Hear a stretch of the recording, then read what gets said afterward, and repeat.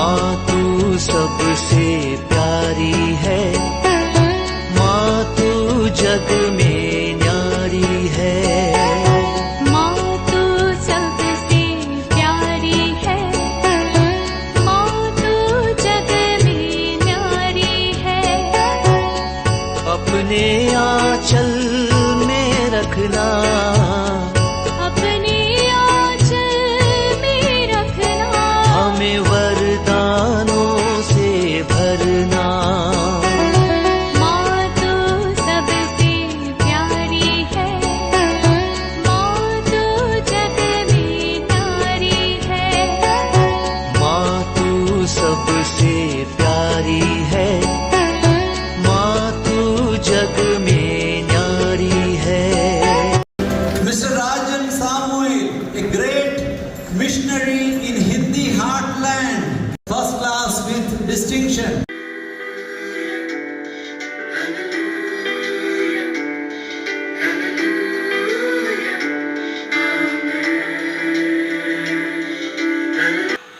पिता, पुत्र और पवित्र आत्मा के नाम पर आमीन। आप सबों को जय यीशु। आज का क्लास के अंदर मई महीने के भक्ति में माता मरियम के विषय में हम लोग मनन चिंतन करेंगे। लूकस का सुसमाचार अध्याय 1 वाक्य 48, लूक चैप्टर 148, जहां पर हम लोग पढ़ते हैं, माता मरियम अपने भजन के अंदर गाते हैं कि ईश्वर ने अपनी दीन दासी पर कृपा दृष्टि की है। ईश्वर ने अपनी दीन दासी पर कृपा दृष्टि की है। जैसे लूकस का सुसमाचार अध्याय 1 वाक्य 26 से गब्रियल स्वर्गदूत का संदेश के विषय में, और उसका वाक्य 38 के अंदर माता मरियम ईश्वर पर विश्वास करते हुए पूर्ण रूप से अपने को समर्पित करते हुए यही कहा, देख मैं प्रभु की दासी हूं, तेरा कथन मुझ में पूरा हो। फियात, प्रभु के लिए अपने को अर्पित करने वाली एक दीन दासी के रूप में माता मरियम अपने को प्रकट करती है। आज के क्लास के इस मनन चिंतन के पूर्व में, जैसे पहले भी मैंने रोजरी माला के कुछ टिप्स देते जा रहा है। रोजरी माला, आज का टिप्स ये है, हम रोजरी माला को जब जपते हैं, कई किताबों के अंदर अभी रोजरी माला आनंद का भेद, पहला भेद, गब्रियल स्वर्गदूत माता मरियम को संदेश दिया। बस इसके बाद एक पिता हमारे 10 प्रणामरिया करना शुरू करते हैं, या कुछ लोग कुछ प्रार्थनाएं उसमें जोड़ करके बोलना शुरू करते हैं। लेकिन सही रूप से रोसरी प्रार्थना करने का तरीका है, हर भेद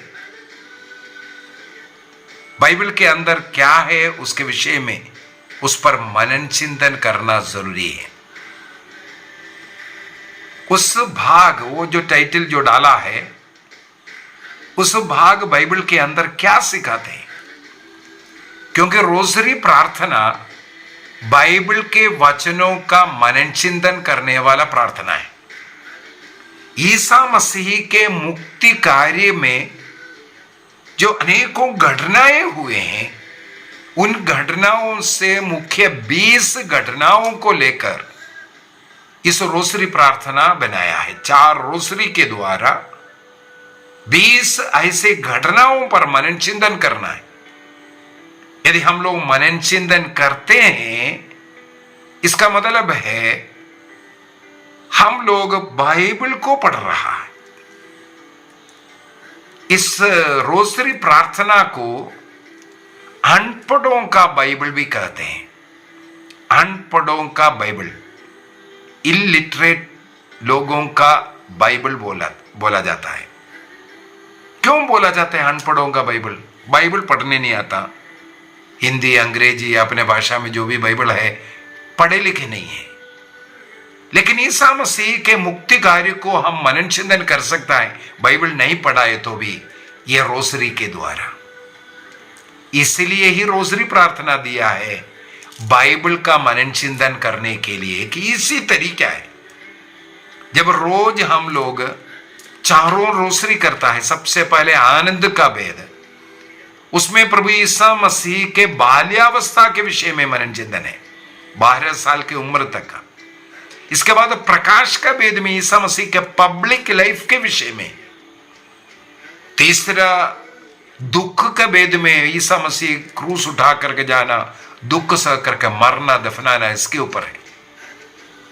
महिमा के भेद में ईसा मसीह तीसरे दिन महिमा के साथ जी उठना, स्वर्ग जाना और पवित्र आत्मा को भेजना, इस प्रकार का बातों को मनन चिंतन करते हैं। तो इस प्रकार 20 भेदों में यदि हम लोग मनन चिंतन करते हुए करेंगे तो ये पूरा बाइबल को पढ़ने का बराबर होता है। इसलिए पूर्ण दंड मोचन मिलता है इसको रोसरी प्रार्थना करने के द्वारा। परिवार मिल करके जब ये रोसरी प्रार्थना सही रीति से करेंगे तब हमें पूर्ण दंड भोजन प्राप्त कर सकता है। हम पारिवारिक प्रार्थना एवं धर्म शिक्षा पुस्तक के अंदर जिस प्रकार कलीसिया ने आग्रह किया, उसी प्रकार हर भेद पर मनन चिंतन है, उसको किसी मतलब के लिए समर्पित है, इसके बाद प्रार्थना है। इसका मतलब एक रोजरी में एक पिता हमारे 10 प्रणामर्य बोलना नहीं, बल्कि वो भेद क्या है उसके ऊपर पहले मनन चिंतन करना, और उस मनन चिंतन के अनुसार एक छोटा प्रार्थना करते हैं। इसके बाद उस भेद को किसी मतलब के लिए समर्पित करना, वो भेद किसके लिए काम कर रहा है, अर्पित कर रहा है। इसके बाद फिर एक पिता हमारे 10 प्रणामर्य बोलते हैं। इसके बाद क्रूस का चिन्ह, पवित्र तत्व की स्तुति विनती और फातिमा प्रार्थना करते हैं। सबका अपने अपने स्थान पर मतलब है। तो मेडिटेशन करे बगैर रोसरी प्रार्थना कभी नहीं करना। मेडिटेशन करने का मतलब प्रार्थनाएं करते रहना नहीं, प्रभु इसको देना, ऐसा नहीं, ऐसा बोलना नहीं। उस घटना पर क्या हुआ उसको बोलना। जो घटना हुआ है, जो टाइटल बोला है, उसको बाइबल में क्या लिखा, बाइबल का वो पार्ट भी पढ़ सकता है, नहीं तो उसके ऊपर आपको बाय हार्ट उसी को मेडिटेशन करते हुए क्या क्या घटना हुआ इसको बोलना, इसको मेडिटेशन करना बोलते हैं। इसके बाद उसके अनुसार हम भी, जैसे उदाहरण के लिए गब्रियल स्वर्गदूत माता मरियम को संदेश दिया, क्या हम लोग मेडिटेशन कर सकता है?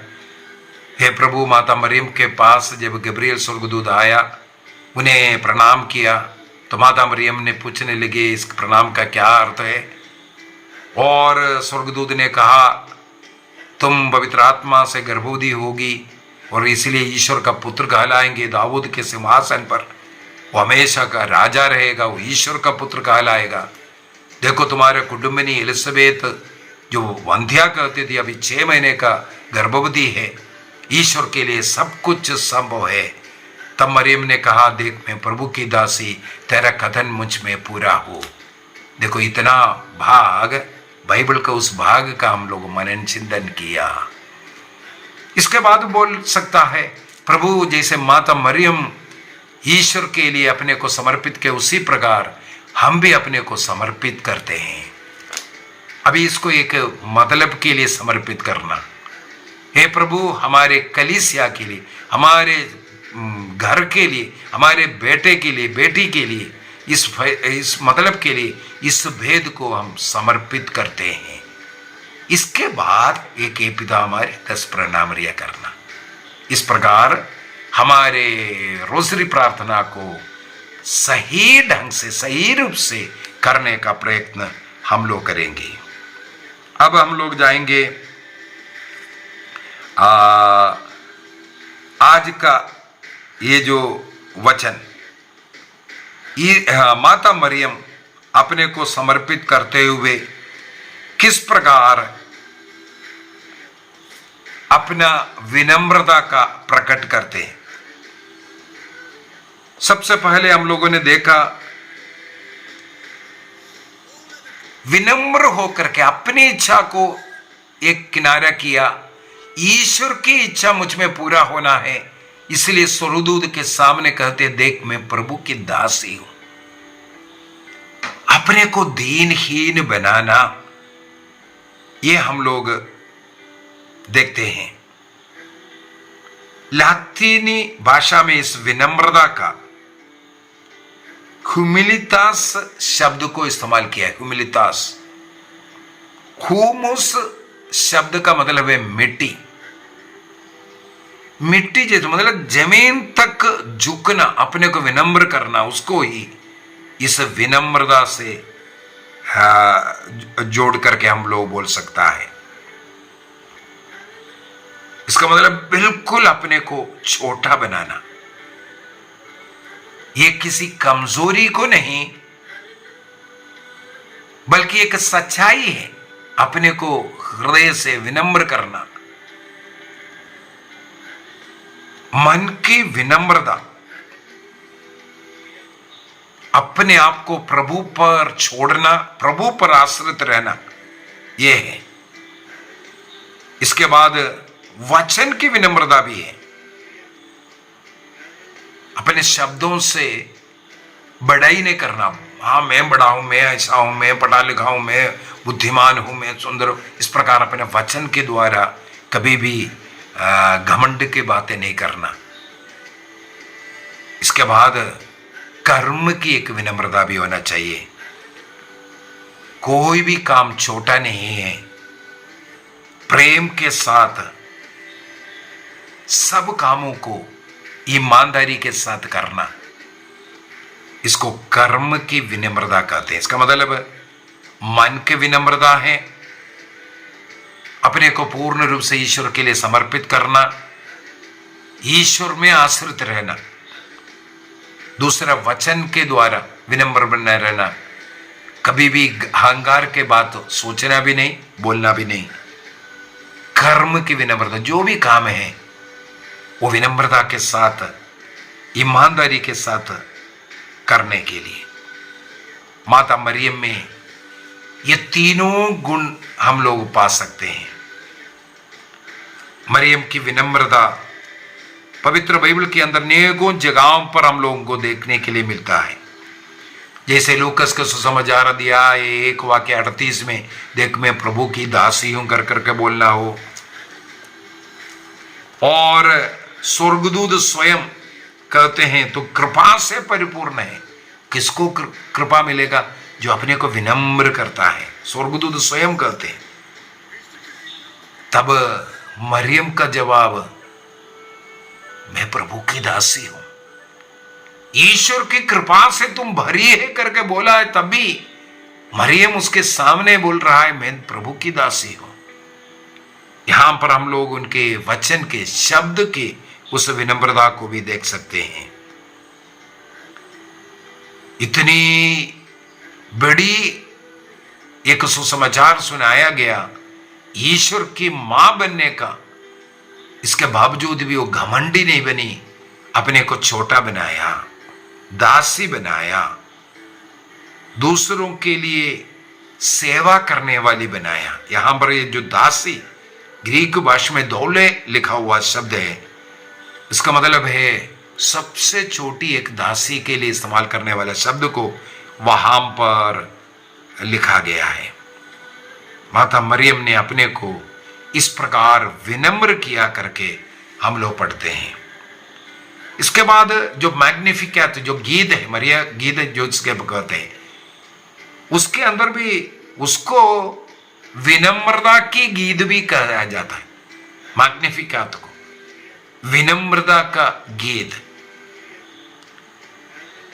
उसने अपनी दीन दासी पर दया दृष्टि किया। अध्याय 1 वाक्य 48 के अंदर हम लोग देखते हैं। इसके बाद वाक्य 49 के अंदर सर्वशक्तिमान मेरे लिए महान कार्य किया, सब कुछ ईश्वर को महत्व दे करके बोल रहा है, अपने को महत्व नहीं बल्कि प्रभु को महत्व देता हुआ। तो इस प्रकार सचमुच में प्रभु में आश्रित रह करके अपने को शून्य बना करके प्रभु में रहना, प्रभु का महत्व, प्रभु को सब कुछ में लेकर के आने वाली ये एक स्त्री के रूप में माता मरियम हम लोग देखते हैं। और ईसा मसीह को जन्म देने के लिए ऐसे एक गौशाला बेथलेहम, लूकस का सुसमाचार अध्याय 2 वाक्य 7 में, इस राजाधिराज प्रभु को जन्म देने के लिए किसी राजमहल को नहीं चुना बल्कि एक गौशाले को, एक चरणी को चुनते हैं। वहां पर भी माता मरियम की कोई शिकायत हम लोग देख सकते हैं। अपनी परिस्थिति के अनुसार विनम्र जीवन जीना। कई लोग ये अपना खुद का एक छत भी नहीं होगा लेकिन इतना घमंड से जीते हैं। अगर 1 रुपया का इनकम है तो 4 रुपया खर्च करने वाला स्वभाव, लाविश कर करके अपने परिस्थिति के अनुसार जीवन जीने वाली मां मरियम विनम्रता के एक उदाहरण है। दूसरों को दिखाने के लिए, बड़ा चढ़ा करके दिखाने के लिए, ये जो पुताई कर करके चेहरे पर नहीं होता, पुताई कर करके खूबसूरत बनने के लिए हजारों रुपया, लाखों रुपया उसके पीछे खर्च करता है। एक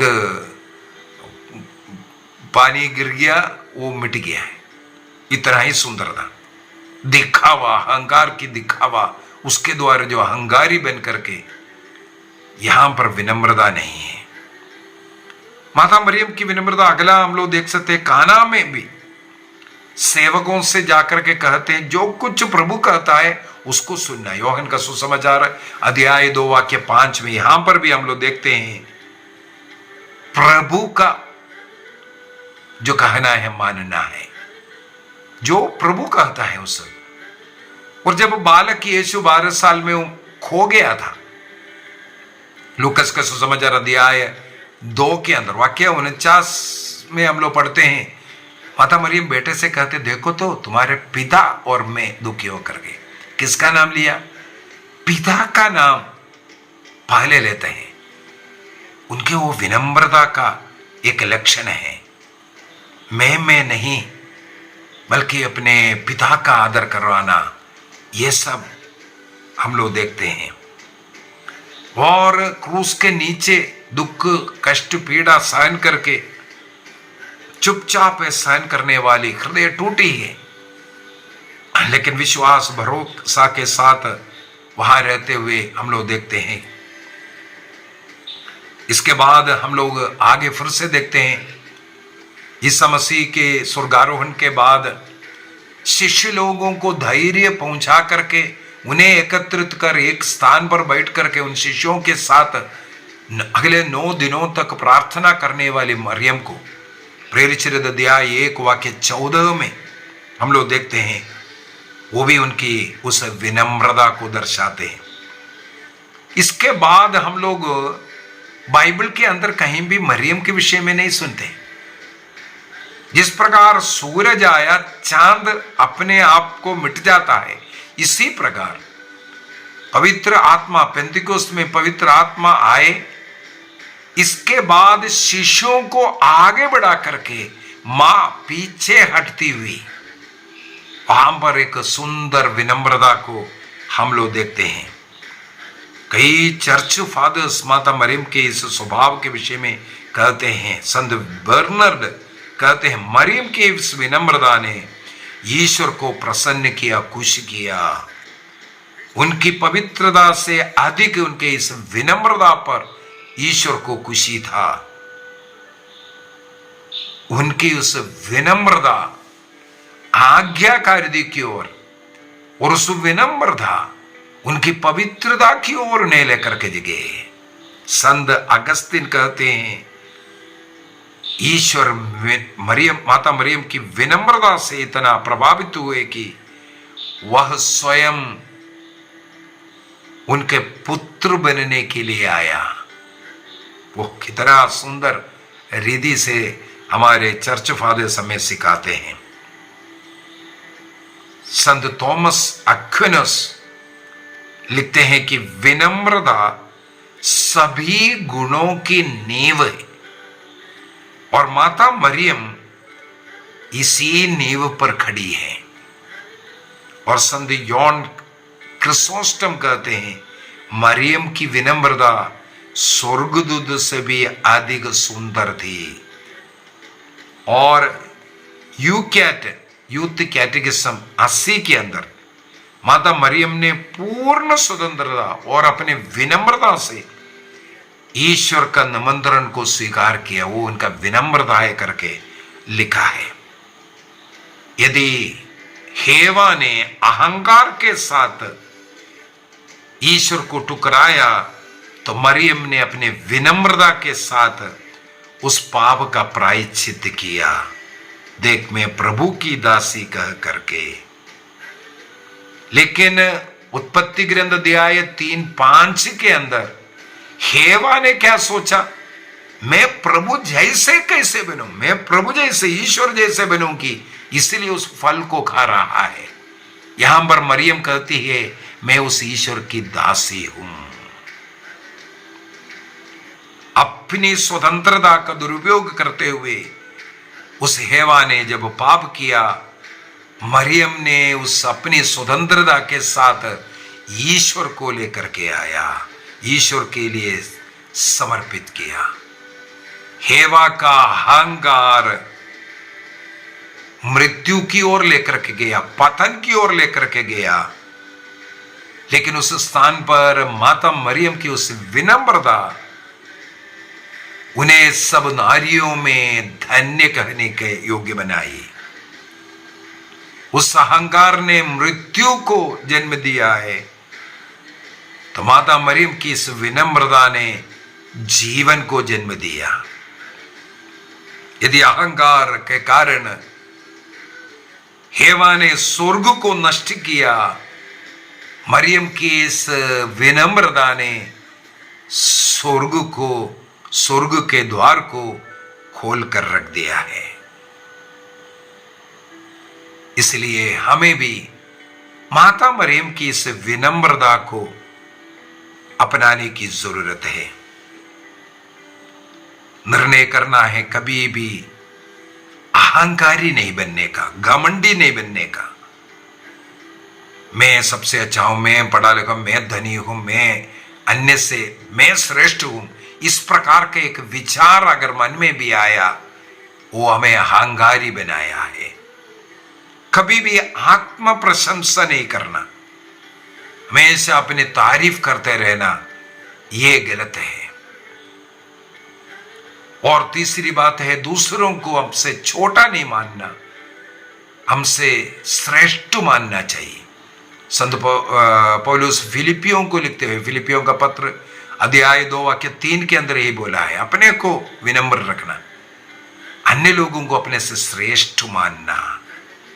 माता मरियम ने ये कार्य कर करके हमें सिखाया है। ये ईश्वर से उनको मिले हुए गुण हैं।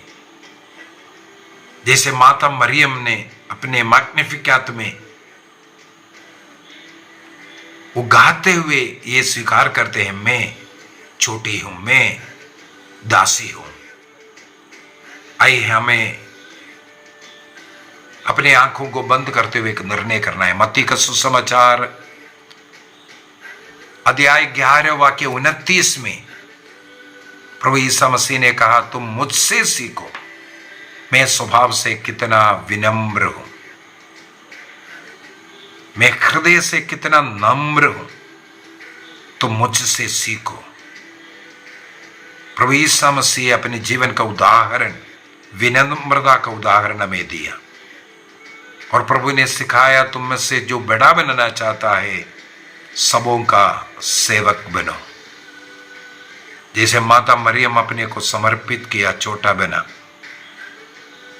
मां से विनती करें, मां मरियम, तूने अपनी दीनता से ईश्वर को तूने खुश किया, प्रसन्न किया। हमारे मन से सब प्रकार के अहंकार, घमंड को दूर कीजिए। हमें भी विनम्र बनने दीजिए मां। मां मरियम, जिस प्रकार तू विनम्र थी, उसी प्रकार पवित्र आत्मा के उस गुण हमें भी प्रदान करने के लिए हमारे लिए प्रार्थना कीजिए, ताकि हम भी ईश्वर के लिए योग्य बन जाएं। पिता, पुत्र और पवित्र आत्मा के नाम पर आमीन। आप सबों को जय यीशु।